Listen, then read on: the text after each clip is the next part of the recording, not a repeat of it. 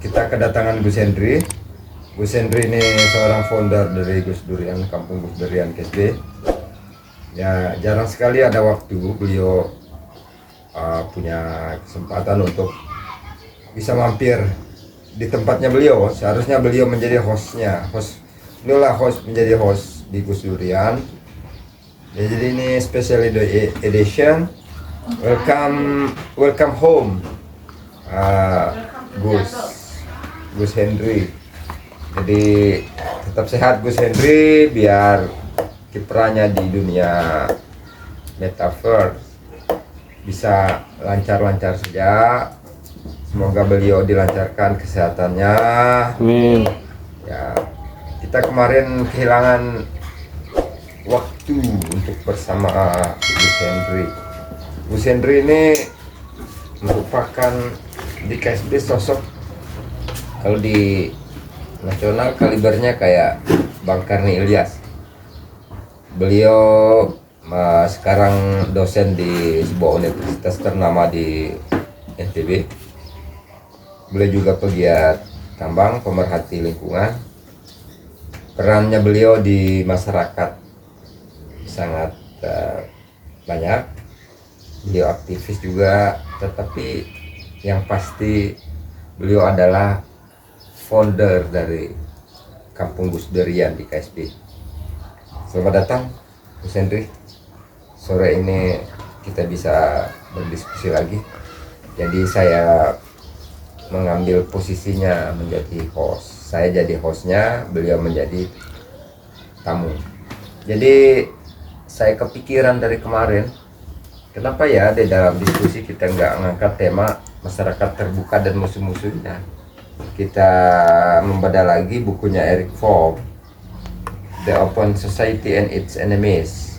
Jadi masyarakat terbuka dan musuh-musuhnya. Nah, di WA Group tuh kan banyak ini untuk apakah tidak beragama itu termasuk dalam komunitas masyarakat yang terbuka? Ya, masyarakat tidak beragama, masyarakat beragama, masyarakat apatis juga ya, masyarakat kenyataan, masyarakat dunia modern. Jadi dunia modern itu adalah masyarakat terbuka. Jadi tolong dibedakan bahwa masyarakat yang dulu masa lampau itu harus perlu mukjizat untuk bisa menjadi baik, itu harus perlu nabi. Tapi hari ini hanya kita perlu algoritma untuk mencapai tentang nilai-nilai yang dikandung di dalam kemanusiaan. Jadi tidak perlu Alkitab atau Rasul khusus turun ke bumi untuk mengatakan bahwa ini benar, ini salah. Tidak. Kita hanya pakai algoritma kita dan kita ditunjukkan oleh algoritma itu untuk mencapai apa yang kita mau.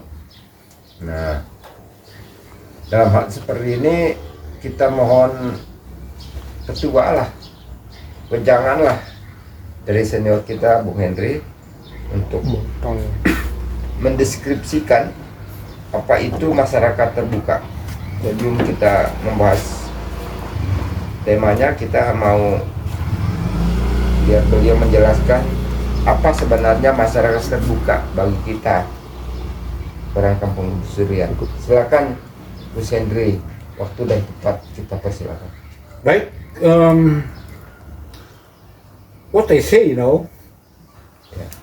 I understand. Oke, tak soal ya. Pada kali ini mungkin agak berat temanya itu. Saya harus mengupas banyak hal, tapi tak soal juga ya. Yang penting juga kita harus bercengkrama dengan otak kita kemana-mana, berseliweran selancar kemanapun. Tapi menariknya di sini adalah pertanyaan penting di sini, apakah beragama itu suatu wajib bagi manusia itu sendiri? Maka saya katakan tidak ya. Saya katakan tidak, karena ada hak asasi manusia yang menyandarkan pada pilihan itu. Pilihannya ada dua, pilihan saya beragama atau tidak. Dan berkeindonesiaan juga bisa kita jawab demikian. Apakah di Indonesia ini dengan Pancasila itu adalah kewajiban beragama? Saya juga bisa jawab tidak. Dalam pada sila pertama itu mengatakan bahwa berketuhanan Maha Esa. Tapi apa itu kewajiban ketika kita berketuhanan Maha Esa? dalam beberapa undang-undang dalam undang-undang dasar dia disebutkan sebagai kewajiban, maka itu hak.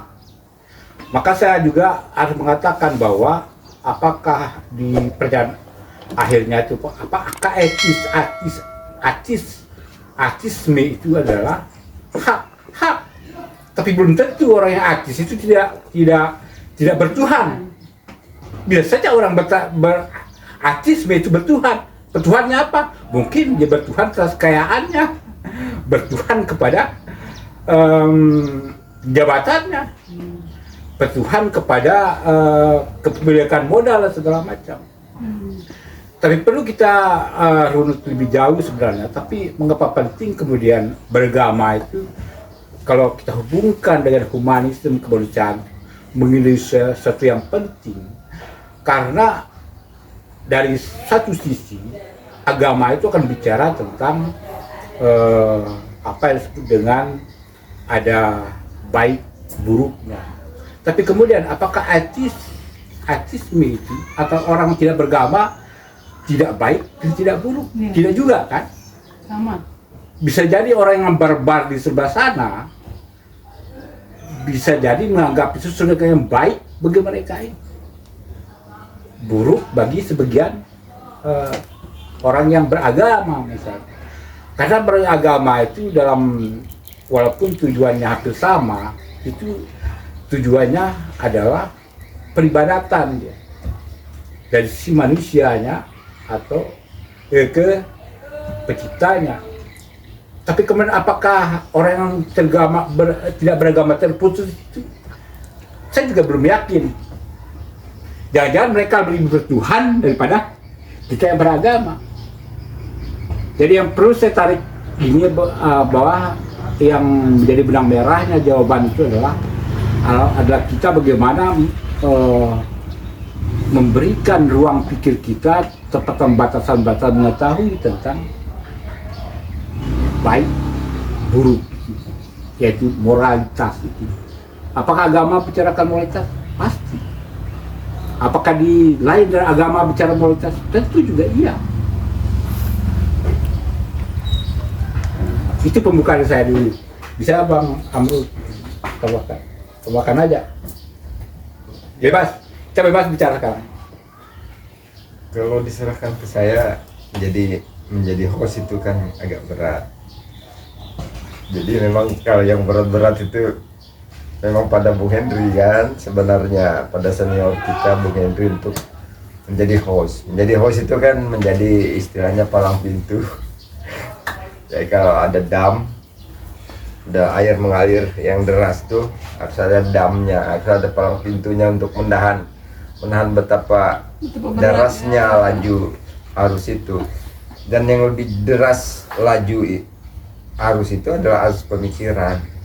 Nah, pemikiran yang selama ini berkutat berseliweran di dalam grup, di dalam diskusi itu Bang Henry jadi palang pintunya.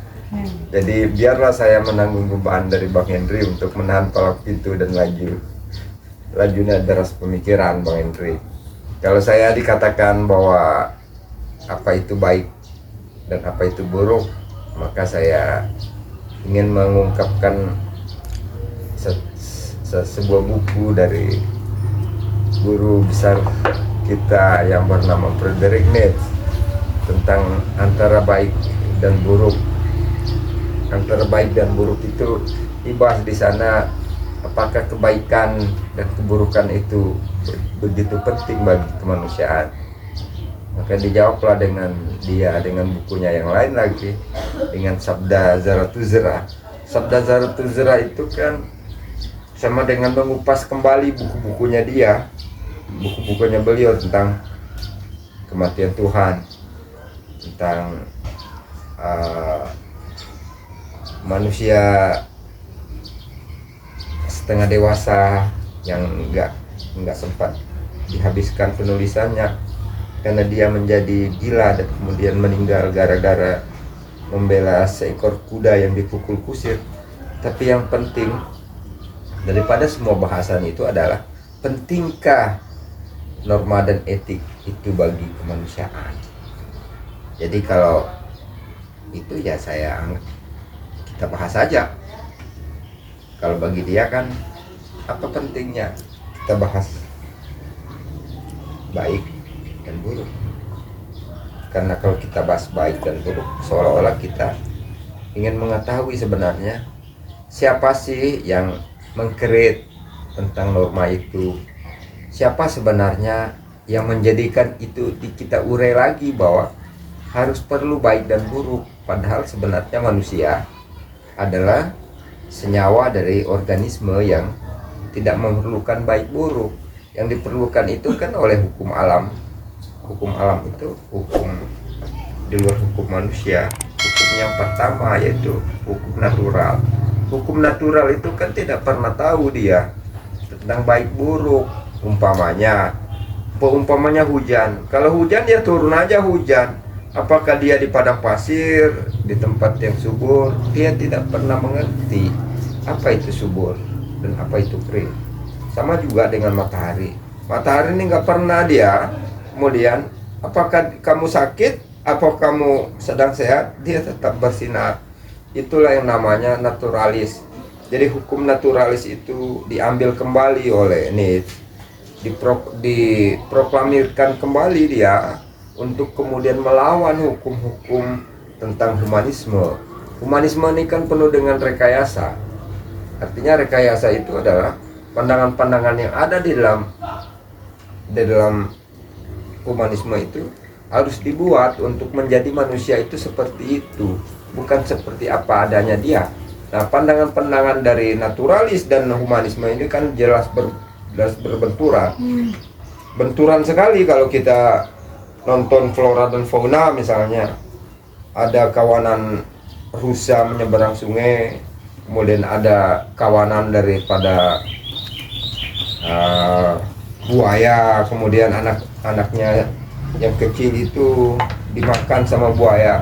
Ya, kalau pandangan kita memandang flora dan fauna itu kemudian menggunakan skala dan sebeda kemanusiaan, maka kita akan tidak menerima kan, kita akan menolaknya bahwa oh itu buaya jahat ya, memakan anaknya yang masih kecil daripada daripada rusa-rusa itu, kan kesian jadinya kita. Nah, ini kan benturan nanti. Nah, kita disuruh kembali kemudian ke alam yang lain, ke alam pertama kita bukan sebagai manusia, tetapi sebagai habitatnya kita dari hukum-hukum natural, dari organik. Kita ini kan organik saja.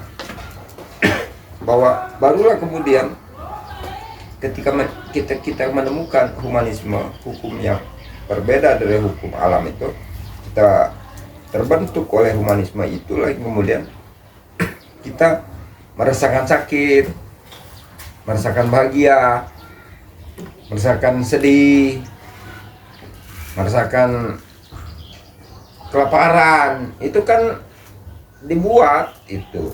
Apakah kemudian pohon itu yang tumbuh di depan halaman rumah kita itu merasakan bahwa dia sakit? Apakah dia merasakan dia itu sedih? Kan tidak. Tidak. Apa adanya organisme itu hanya membutuhkan dia makan. Di mana dia survive, di mana dia tumbuh, maka dia tumbuh. Nah, jadi ada nilai-nilai tambahan di dalam humanisme itu adalah nilai tambahan untuk harus dia merasakan rasa sakit. Jadi nilai tambahan itu dikelola menggunakan skala waktu sampai 4 miliar tahun itu dikelola itu untuk kita merasakan, oh ini pedas, oh ini asin, oh ini enggak manis. Itu kan ditaruh di sinyal-sinyal electricity kita itu untuk kita tahu bahwa oh kalau begitu rasanya menjadi manis. Padahal sebenarnya enggak ada bedanya memanis ke mau asin ke enggak. Bukan rasanya di dalam sini, tetapi di dalam semua organisme yang ada di dalam tubuh kita. Hanya saja kita diciptakan rasa, diciptakan namanya nilai apakah moral baik dan buruk itu kan hanya ciptaan.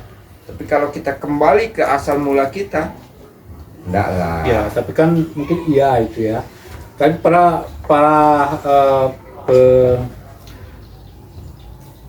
pemikir naturalisme dia harus bersiap. Pertama itu dia harus bersiap di kesendiriannya, itu yang paling penting. Kemudian dia harus mengatakan tidak pada hubungan sosial, interaksi pada sesamanya. Kalau ada yang bersiap begitu, tidak soal juga. Tapi kita harus ingat bahwa manusia itu tidak bisa dianalogikan sebagai binatang, tidak bisa dianalogikan sebagai tumbuhan. Ya memang tumbuhan bisa hidup sendiri itu. Kemudian binatang juga bisa berdiam diri dengan kekuatannya sendiri. Tapi manusia, kita harus ingat, diberi pembedaan bahkan oleh agama itu sendiri, bahwa oleh hukum, oleh norma, bahwa kita tidak bisa hidup tanpa sosial. Ini yang paling penting. Tapi yang menariknya yang saya lihat itu bahwa dalam kemajemukan peradaban yang terus berganti bisa aja menjadi sebuah pilihan. Karena banyak orang penjadi justru banyak menghasilkan misalnya pandangan-pandangan lain dari kemajemukan orang banyak itu. Dunia akademis mereka tinggalkan. Dunia keilmuan dia sendiri sebagai profesor mungkinnya ditinggalkan. Kepanaan justru dunia yang harus ditinggalkan. Justru rasa sakit juga ditinggalkan hanya untuk bertengger kepada bahwa bisa hidup sendiri. Tak soal-soal juga. Tapi ingat bahwa manusia itu adalah makhluk sosial. Silakan Bang. Ya, kita ambil dari hitung pertama penciptaan manusia, kita Adam yang dikatakan sapien pertama itu. Apakah Adam itu kemudian dilahirkan dengan bentuk sosial, dengan komunitas sapien itu? Nah, kalau kan yang pertama itu apakah Adam itu turun dengan komunitasnya? Kan tidak. Sendiri. Kan menolak dia bahwa komunitas-komunitas seperti malaikat, kemudian komunitas-komunitas seperti jin itu kan kemudian berpisah dari kesosialan, ke komunalnya dia. Fiatun minal malaika itu kan Adam itu kan satu kerabat sama mereka, karena dia berbeda asal itu kan dia dipisahkan. Maka saya bilang manusia itu kan anti human. Ya kita kembalikan ke selera asalnya aja, bahwa dia ini berbeda. Oh, tidak disuka dia. Adam pertama ini kan tidak disuka oleh komunitasnya. Bagaimana kemudian dia itu kemudian kita simpulkan bahwa dia harus menjadi makhluk sosial. Makhluk sosial itu agar dia rame-rame, berjamaah, bernegara gitu. Saya kira tidak. Kalau memang awalnya begitu, ya akhirnya begitu. Apa akhirnya? Akhirnya manusia akan mati. Dari awal itu, dentuman awal itu kan kelahiran, penciptaan kan. Tapi kan kematiannya. Kematian itu apakah dia dengan selera kemanusiaan itu dia harus bersosial, berkelompok-kelompok, dia harus mempertanggungjawabkan kematiannya secara Dihadapi berjamaah, dirinya sendiri. kan tidak, dia kan sendiri-sendiri. Nah, apa fungsinya dia harus kemudian bersosial, berinteraksi sama lain? Kan tidak ada. Malah yang ditimbulkan ketika dia berkelompok itu kan saling membunuh ya. Nah, Konflik. ya, jadi konflik itu kan sudah ada pada azalinya, bahwa kalau manusia itu kata manusia lain. minal jin itu kan dia bilang, apa engkau ya Tuhan akan menciptakan kemudian komunitas gerombolan-gerombolan itu orang ikan manusia yang banyak ya. Dilihat itu bahwa sudah pernah loh diciptakan saling bunuh-membunuh. Nah, ini kan pandangan atas yang anti sebenarnya kepada human sendiri. Tapi dia ingin bahwa kita dibawa kepada komunitas manusia yang lebih besar. Ya pentingnya apa? Kalau ada pentingnya, maka saya bilang kenapa harus ada perang, ada kelaparan. Nah itu karena diciptakan menjadi manusia sosial, manusia yang beragama, manusia yang menemukan agama secara sosial, secara berjamaah, manusia yang kemudian menemukan komunitasnya sebagai negara, kemudian manusia itu membuat negara untuk apa? Kan untuk berperang juga. Kenapa dia berperang? Karena komunitas manusia lain akan membuat negara, membentuk negara lain lagi yang akan berseteru dengan itu. Maka tidak perlu saya Ya, bilang. artinya itu kan terbuka juga nih.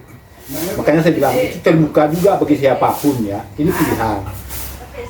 Dalam melihat ke menyembuhkan itu, orang punya pilihan kebisingan, lari dari kebisingan, lari dari keramaian, kemudian mereka bersembunyi di antara keriuhan, itu pilihan. Tapi kemudian apakah ketika ya kita memilih dalam naturalisme itu, ketika itu taruhlah hanya kita yang menyendiri itu, tapi orang tetap berpikir bahwa pentingnya keramaian keriuhan itu, maka kita akan termarginalkan Bang Andi. Pasti termarginal dari keterasingan. Maka yang perlu kita anulir di sini adalah apakah dengan menjawab sebagai naturalisme bisa meretas peperangan, meretas kelaparan, kemudian mematikan semua itu tadi pertongkongan, pertengkaran segala macam. Mungkin saja iya. Jawabannya apa? Ketika seluruh makhluk bumi itu siap bersedia untuk menyendiri, bersedia untuk naturalisme. Dan ini mungkin kiranya akan panjang sekali Bang Budi. Nah, kita singkatkan aja Bung Henry bahwa kelaparan, peperangan itu kan ciptaan dari pola pikir yang salah yang saya bilang dekaden itu, dan humanisme ya sendiri yang menciptakan kelaparan. Humanisme itu kelaparan, kesakitan, penyakit itu kan humanisme. Ya, segala bentuk kehidupan sosial itu kan bentukan daripada humanisme. Tapi apa yang dikatakan sama Tuhan itu kan dibilang zoharul fasadu fil barri wal bahri bima kasabat aydin nas. Kan rekayasa bentukan manusia. Yang dibentuk oleh manusia itu apa?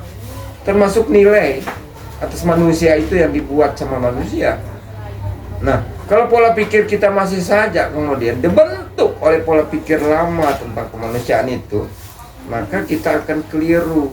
Kita salah jalan keluar dari dunia ini. Ini dunia ini sudah jelas kok. Diciptakan awal kejadian. Awalnya kamu loh menjadi manusia. Dan awal kamu kembali kemana? Kita akan kembali ke sana loh. Saya nggak bilang ke sana ya, tapi jelas ada pattern. Ya kalau ada awal juga ada yang akhir. Wal awal wal akhir wal zahir wal batin wa ala kulli syai'in qadir itu kan. Apakah saya berpandangan bahwa pandangan saya atas ayat-ayat itu adalah menggunakan langgam kemanusiaan, moralitas, humanisme? Enggak. Saya keluar dari humanisme itu dan kemudian saya memilih jalan yang dikatakan sama Tuhan itu kan. Tuhan itu yang menurut saya kan beberapa kali dentuman tentang adanya Tuhan. Nabi Adam pertama. Ini kan sejarah. Manusia tanpa sejarahnya maka dia akan nggak ngerti mana manusia dan mana yang bukan manusia. Maka begitu pentingnya MDH, materialis dialektik dan historis itu kan. Nah kita mengetahui tentang sejarah kejadiannya manusia dulu. Nah kalau kita nggak tahu sejarahnya kita, lewat apa diketahui sejarah? Lewat dentuman. Dentuman itu apa maksudnya? Turunnya para nabi kan. Nah apakah itu pengetahuan tentang nabi itu dikatakan humanisme dan tidak humanisme? Nanti dulu ya kan kita kemudian oleh manusia itu kan diberi akal pikir bahwa pernah terjadi dentuman itu, bahwa humanisme itu dia berdiri sendiri. Iya, humanisme itu kan menolak kedatangannya para nabi. Apa yang dikatakan menolak para nabi?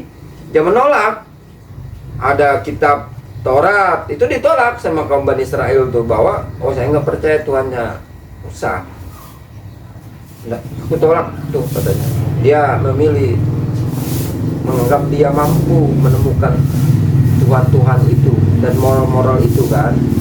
Nah, apakah kemudian humanisme itu berdiri atas dentuman ilahiyah atau dentuman yang dipilih oleh sapien-sapien itu kan?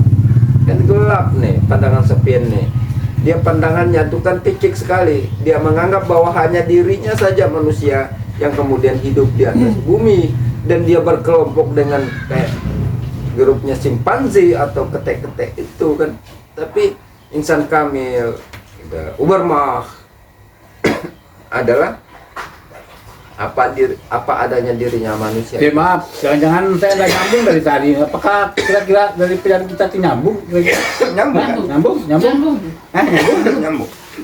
Cuma Karena aja. jangan-jangan pemahaman naturalisme ini berbeda yang saya pahami dengan beliau yang punya tema itu. Nyambung kok. Tapi yang terpenting yang ingin saya katakan pada kesempatan ini bahwa memang betul Pak, ya, humanisme itu adalah akan bertolak dengan naturalisme, pasti itu, ya kan? Pasti. Kemudian apakah itu menjawab, apakah perbedaan itu menjawab persoalan-persoalan duniawi kita khususnya itu? Bisa saja iya, dia menjawab di satu sisi kan, di sisi yang lain. Karena pemandangan humanisme itu tetap melihat ada norma-norma yang harus dilihat, ada doktrin-doktrin yang harus dia ada di kepala mereka itu. Ada kemudian kebiasaan, ada istiadat, itu humanisme. Naturalis sudah lepas dari itu dia. Naturalisme lepas, bahkan ya dalam tanda kutip agama pun dia retas kepala pemikiran.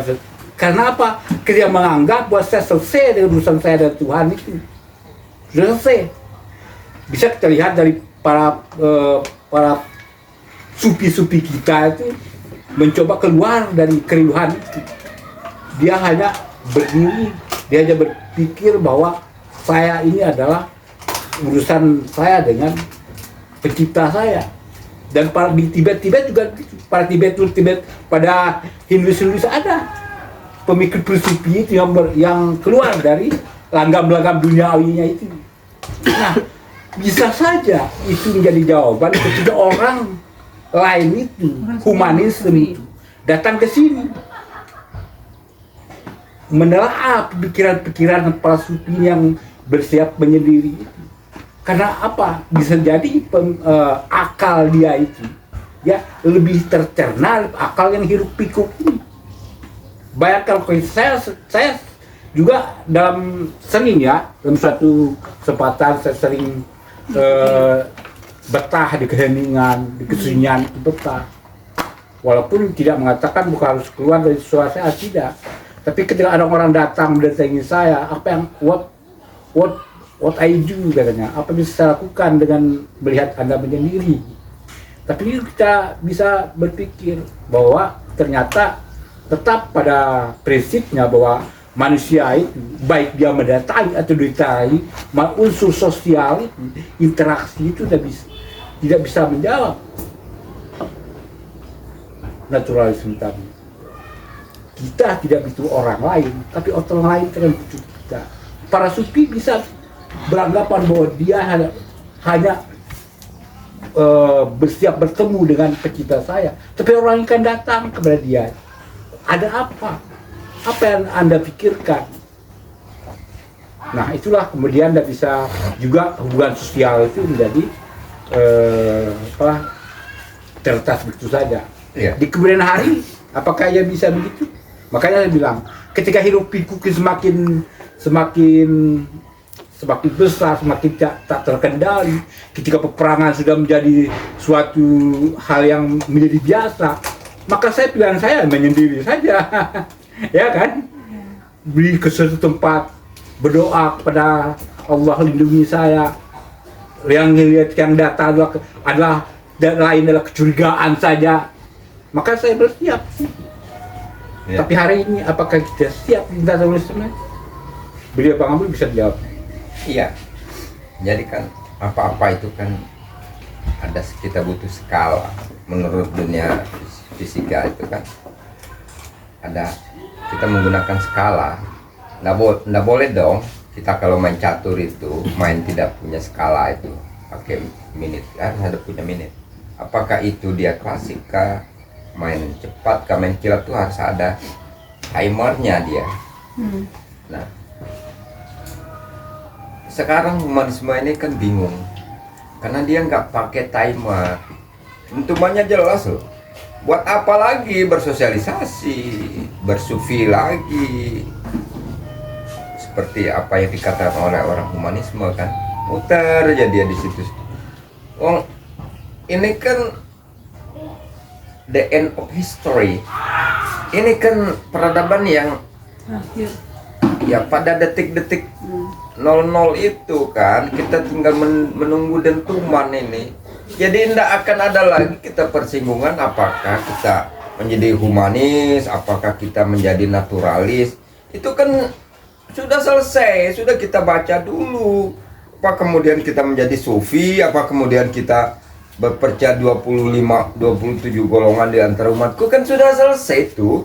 Sekarang nih zaman-zaman di mana? Zaman-zaman ini, zaman the end of history kata Fukuyama ya, Francis Fukuyama ya yang bilang the last man on history, atau Samuel Huntington atau siapa lagi? Fukuyama. Kan sudah ini loh, abad kok akan habis. Bukan kita berbicara pada skala waktu di pertengahan. Kita bukan pada abad zaman pertengahan yang kemudian kita mengeluh-elukan nilai baik dan buruk. Kita sudah tahu kok apa itu baik atau itu buruk. Mana agama Kristen, mana agama Protestan, mana agama Hindu, mana agama Buddha, kita tahu kok. Itu terserah kepada dirimu, ya manusia. Nah, sekarang nih, apakah kau pilih bernegara apa tidak? Sudah tidak cukup waktunya lagi. Ibarat mau sekak mati 3 kali mati ini, nggak pikir lagi kau akan membuat strategi Sisilia varian Naidop atau apa. Nggak, ini endgame.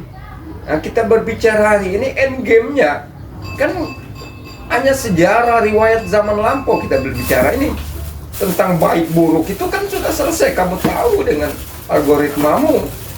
Tentang Islam itu mana Islam yang benar, yang tidak benar, tentang hadis palsu, sahih dan mutawatir itu kan sudah selesai pada dirimu. Tentang kawanan orang-orang ahlul kitab, tentang ahlul bait, tentang khawarid, mutazilah itu zaman lampau. Ini zaman terakhir. Saya ti zamanu min ummati katanya kan dalam algoritma, dalam ilmu pengetahuan sejarah Islam itu laisa minal Islam illa ismuh wa laisa minal Quran illa rasmuh. Tidak akan datang suatu saat pada dentuman terakhir itu adalah ketika di suatu akhir zaman itu ya tidak ada yang tersisa dari agama-agama itu, tertanam nilai itu tidak ada, hanya omong kosong dan bullshit doang, buen di dalam buku-buku aja. Tidak ada, itu sudah selesai, sudah termaktub di dalam kitab. Nah, kita tahu nggak diri kita bahwa masa kita ini, skala waktu kita ini pada waktu di penghujung, di tubir penghabisan, kita keluar daripada dunia ini. Jangan kita ini masih zaman-zaman abad pertengahan, abad Socrates, abad Montesquieu, abad orang-orang berpikir seperti Auguste Comte, terus Derrida. Pilihan sekarang dengan zaman kekinian itu, apakah Bang Guru pilihannya tetap di humanisme atau bertindak pada naturalis?